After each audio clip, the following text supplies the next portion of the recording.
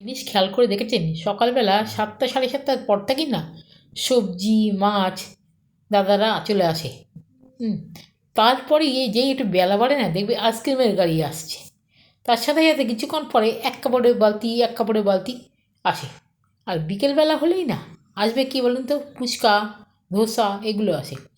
এটা খেয়াল করে দেখেছেন খালি সবজি আর মাছ সকালেই কেন আসে?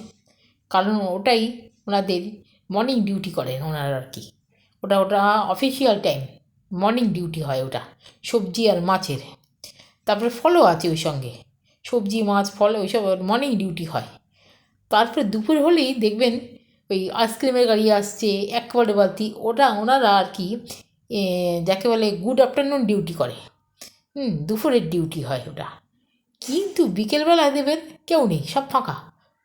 তখন খালি ফুচকা আর ধোসা, ওরা নাইট ডিউটি করে। তাই ওটা বিকালের পর থেকে আসে, ইভিনিং ডিউটি।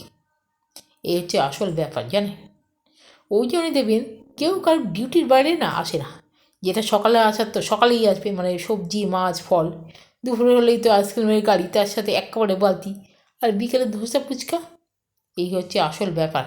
এনাদের অফিসিয়াল টাইম ভাগ করা আছে, যে যার সময় মতোই আসে দেখবেন, খেয়াল করে দেখবেন।